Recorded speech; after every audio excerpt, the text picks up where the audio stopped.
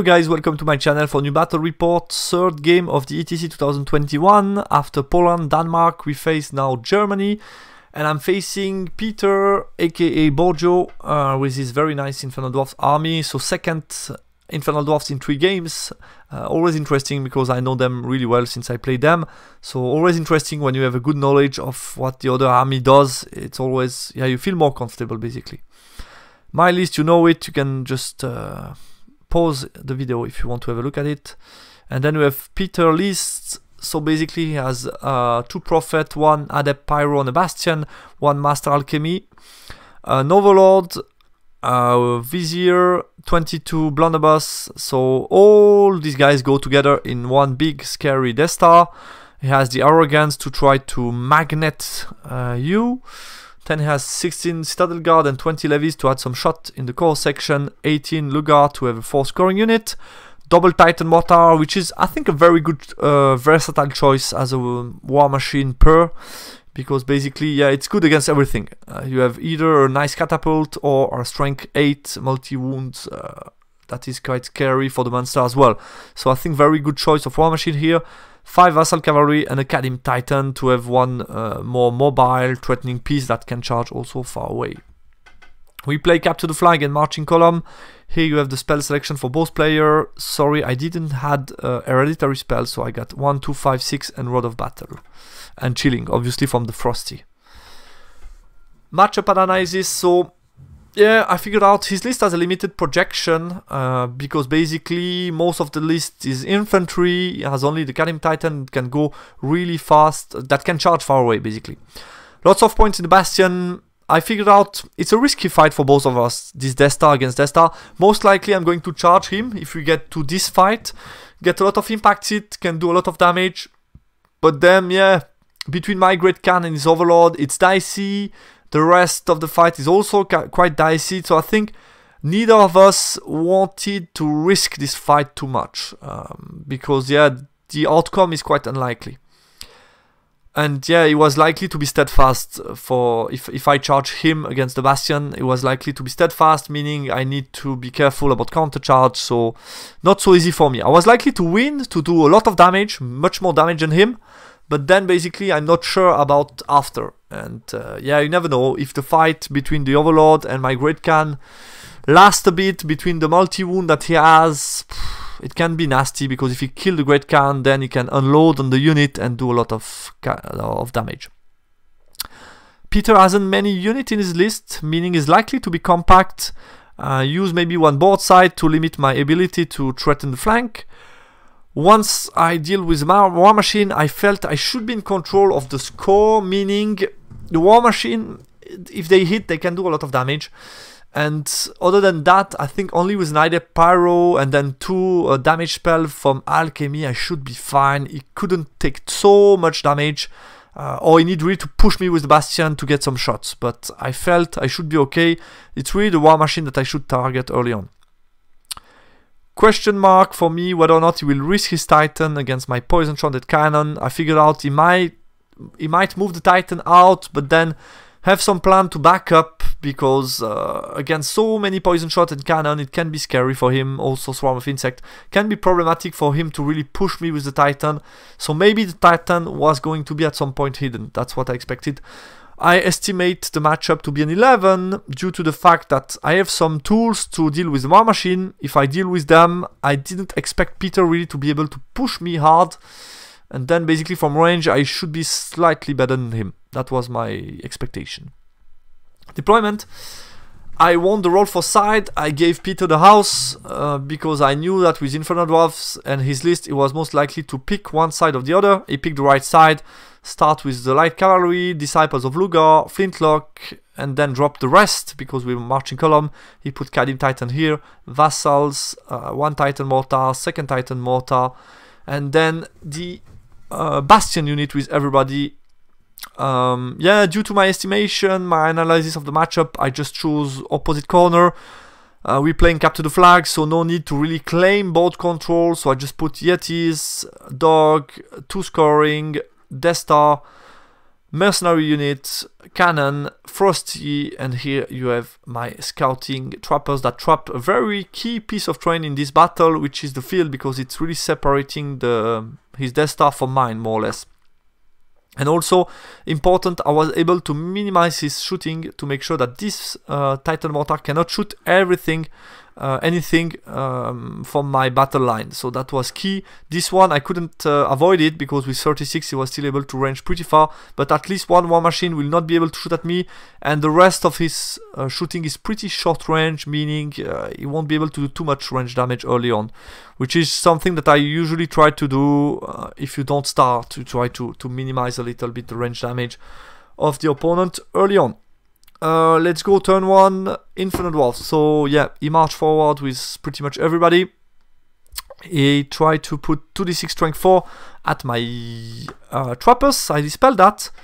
And then he tried a silver spike, but did nothing against one of my units, but did just nothing. So yeah, nothing significant. Forgot to tell you, one Titan mortar, the one that was far away, just moved forward, and the other one shot but didn't hit this turn. My turn 1, I start to spread out, so the Yeti go north. I use the trappers to trap another piece of terrain. I move forward with my bruiser unit, and I just build the Death Star. So basically I need to consider the option from him marching 12, generating a couple of frenzy check, and me failing. Meaning I didn't want my BSB alone in the mercenaries going in a fight against a multi-wound lord. So I just put all my character in his unit, meaning if he frenzy bait me, he needs to be ready to fight against a very scary bruiser block. And then if the mercenaries are frenzy bait, they will still do a lot of casualties before he goes. And then I might just kill a lot of him, and then be able to finish off with another unit. So I think that was enough to scare him. The rest just move slightly, turn around, and so on. Magic Phase, I cast a swarm of insect against his war machine. Goes off, roll a high number of hits, but do 0 wound, meaning I don't get the very nice -1 to hit, unfortunately. I do 1 wound only on the Kadim Titan, and 1 wound on the Infernal Warrior with the BSB that couldn't shoot at the Kadim Titan. His turn 2, he moves slightly forward. The Kadim Titan, since he only took 1 wound, decided to push and to threaten my flag. The rest move forward, so the Lugar continued to move 12. Flintlock turn around to be ready to welcome my upcoming Kineater. Yeah, Hobgoblin just moved slightly forward to get some shot at mercenaries and give me some flaming token. In the Magic Fan phase, he got Silver Spike against mercenaries, did 2 wounds. He put +1 armor save on the Kadim Titan, and the Titan Mortar did 4 wounds against my mercenaries, which is really nice for him. So I lost already 2 mercenaries, only 4 left. My turn 2. Yeah, I just swift reform these guys to have max attack. 21 attack going before him should be enough. I made sure that Frosty is able to reach any part, no matter what kind of combo charge he tried to send me. I will be fine, because 21 attack with poison will go before him. Just turn around slightly the Death Star to look at everything, be able to choose between Swarm of Insect at the War Machine or at the Kadim Titan. Just pivot the cannon that gets shot on 3+ against the Titan, which is nice. Didn't move much also him to shoot possibly at the Titan. And then the Yetis just take the wall, which is nice because it's a charge on the 10, so I don't expect him to take the charge. And basically I get hard cover, which is always nice. Kineater comes on the board to threaten the War Machine. I go out of 21 from the Flintlock just to make sure he cannot move and shoot me, which is nice. In the Magic Phase, a Binding Scroll Totemic Summon, making sure that I don't have 2 units in the back of his War Machine. I get another Swarm of Insect off, I think, against the War Machine again, and I did nothing. Again, unfortunately. And then with shooting, I did only 1 wound to the Kadim Titan. The cannon didn't hit, unfortunately for me. Let's go for turn 3. Infernal Dwarves, he get the double charge off Kadim Titan. I think it was 6, and he got that, and the fast cav was a 9 swift stride, so he got the fast cav as well. I stand and shoot on the Titan, put another couple of wounds, I think 1 or 2, so he gets into contact here with the Kadim Titan and the fast cav here. He lost 1 guy due to DT, which is unfortunate. So yeah, I will get 2 model. I was feeling okay. Yeah, obviously might do some damage, but that's some free combat result and also free chaff, so I was okay with that. Obviously that might diminish my capabilities to kill the Titan before he goes.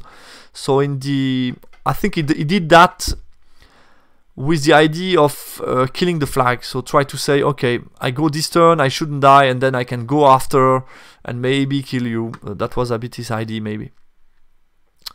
What about the rest? He turned around everybody to deal with the King Eater, just to make sure I cannot kill the War Machine, because the War Machine are quite key in this matchup.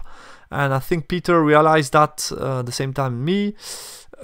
Meaning at the beginning he realized the fact that the Titan Mortar were going to be quite important in the game, because that's most of his range damage, so it's important that they can survive. Lugar just push forward, and yeah, I think that was it. Yeah, in the magic phase, what did he get off? He got Silver Spike, did 2 wounds against the King Eater. And then, excuse me, no, it's not Silver Spike. He did 2d6 strength 4, did 3 wounds to King Eater, then kill me with the shooting, and I dispel +2 armor save on the Cadim Titan. Close combat, I kill the fast cav, did another 1 or 2 wound, 1 wound only on Cadim Titan. It's a tie, so it's a push. And the rest, yeah, that's it. No other combat. My turn 3. So he reformed in a way that my Death Star cannot see him. But then I double charge, so my cannon lost a wound against because of the forest, but I just wanted to make sure that he dies. He has 3 wounds left, everybody will go before him. I still have 16 attack from mercenaries, plus 2 a couple of impact hits, so I should be fine. So yeah, I double charge. The Death Star didn't move much. Yeah, I could have at multiple points decided, do I want really to push against the Lugar? Since I've dealt with that, but then I really need to take my chaff with me and hoping that Peter doesn't kill the chaff, because if basically I get into a combat and I kill the Lugar, but then I'm forced to charge Death Star, yeah, it's going to be complicated. So it was still too early for me to push. First deal with that and then see how it goes. Magic phase, I got Swarm of Insect and did finally a wound against the War Machine, which is nice. And I got a very nice magic phase because I also got Chilling against the Bastion, which affect everybody, and I also got a Totemic Summon, so very perfect. I killed the Cadim Titan in combat, and I just combat reform, and yeah, that was it. Turn 4. He stayed that way to manage now the upcoming charge from Totemic Summon, try to avoid that, so he kept everybody turned around, meaning only the small unit of Lugar are here. So I have a big decision to take, whether or not I really want now to push, and I'm ready to chaff him enough to make sure that I don't get into a fight against the Death Star. In the magic phase, I got 2d6 against my beast, did 1 wound, and then with the shooting he killed me. 1 Titan Mortar hit against the mercenaries, did 3 wounds. And then it did another wound to my cannon because one of the Titan Mortar wasn't in range with my mercenaries, so he shot at the cannon, but both Titan Mortar hit and did some wounds, which hurts. And that was it for his turn. So my turn 4, yeah, I thought about it. Should I just push 12, take my chaff with me, which is 1 mobile chaff, and then 2 guys that don't move fast, maybe take the Yeti with me, if I need, sacrifice the Yeti, and try to go for the flag, which is an option. I would have ended up here. So basically what he can do then is move back, put a unit behind and set up a flee, pass, and turn around this unit to try to trap me with the remaining turn. I decided I was in line with my estimation, slightly forward because I killed the Cadim Titan, so I was like on the 12 at this point of time. I thought, let's keep that, don't take too many risks. You don't know if I get engaged, I chaff and he kill my other chaff for the upcoming turn, I can get in trouble, so I didn't want that. So yeah, what I did is just to move slightly, just try to kill the War Machine. The Yeti didn't move much, they took also some casualties from last turn, I think, maybe magic, I don't know. And then I put a plan to protect my flag. Basically, mercenaries go down, I go as far as I can with the cannon, and I use the frost to protect a little bit everybody. Also the chaff being far away from the bastion, not being killed by like a cascading fire. In the magic phase, let me check. I was able to get a swarm of insect that finish the war machine. So I got a first swarm of insect before, plus the breast weapon from the totemic summon, and now I was able to get, I think, like 2 wounds left. I killed them with my swarm of insect, and I also had the 4 shot from the BSB within 24. In case I didn't kill him with the swarm of insect, I would have been able to kill him with the BSB shot. So that was nice, finally taken off 1 Titan Mortar. So yeah, another good chunk of point. His turn 5, just move slightly back, push with the bastion below, don't want to take the DTs from the train, and nothing else basically. In the magic phase, I Binding Scroll Silver Spike, that was the only spell being able to target my mercenaries. I dispel 2d6 strength 4, and then with d6 I passed 2 save on the cannon, so it did nothing. Titan Mortar hit my Frost Mammoth, did max wound, 3 wounds, which is, yeah, what can I do? So it just hit me, and then we move to my turn 5. So I had some decision to make between, so these guys were going to move back 12, and then the decision was basically back off these 2 models out of range of the Titan Mortar, which I forgot a bit at the time, and then just face the range damage from magic and expect that he doesn't kill me, because if he kills me, it's a lot of leadership 9 rollable panic check with flag, mission big flag. It's way too risky. Or I just say I take the safe approach, which I did. I put 6 inch between everybody, and I just say it's a relatively low likelihood that it kills my Frost Mammoth or cannon both. Basically, it's a less risk, less point in the risk, which is a decision that I finally decided to take. In the magic phase, what did I do? I did nothing in the magic phase, just killed 2 Lugar with shooting. In his turn 6, he moved slightly forward. 2d6 strength 4 against Frosty, did nothing. d6 strength 4 did 1 wound, I guess. And then he killed my Frost Mammoth with the shooting from the tank, and he also, with from shots, he was able to do 2 wounds here, 1 with the archer and 1 with the bastion guy, which meant he took half of the cannon and the full point from the Frosty, which was a bit unfortunate for me, but yeah, could have happened. I don't know, I should have maybe take a risk here to be more back and say, you won't kill me with magic, let's just make sure you don't take the point from the Frosty, and I move back as much as I can. And he shouldn't be able to kill 3 wounds with only a Silver Spike and Quicksilver Lash and no shot that can reach me. So maybe that would have been the best decision. So it's 10-10 at the end. I take Canim Titan, 5 Cav and a Mortar. He take a Keen Eater, Frost Mammoth and half the cannon. Scoring wise, so I got a 10, Andy got a nice 17, we got some nice win from TT and Victor, and then we got some medium losses against Scrub and Frederick Umke, meaning we got still a win on Germany with some solid score that, from the estimation, that were slightly negative, 2-10-10, so it's a +6, plus the big win from Andy, and also some nice performance from TT and Victor. All of that together makes us reach 89, which is a very nice score against Germany. So yeah, we're quite happy after this round 3. Short post-game analysis because not much happened. Logic choice on the map. 2 Death Star fetching each other. It's a risky combat. Yeah, asking myself some questions about, should I've tried to push a bit more turn 4? Maybe. And should I've taken another solution to minimize his turn 6 damage output, at least with the Frost? I think so, but it's always hard. I wanted really to take minimum risk. And yeah, Peter rolled what he needed to roll to just finish off the Frosty, so well done. And yeah, Shamanism is in general very good versus War Machine, but here I struggled. I mean, 3 Swarm of Insect, Totemic Summon, plus that was very hard to shoot down this War Machine. And yeah, Peter hit quite a lot with both Titan Mortar. They hit me a lot and did a lot of wounds, which was kind of hard to take at some point.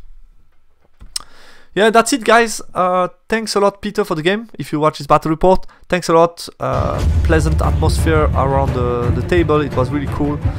Pleasant game. Don't hesitate if you have a comment on the game. I would be happy to read it. And yeah, thanks a lot, guys, for watching the battle report. Talk to you soon on the next battle report from ETC. Bye bye.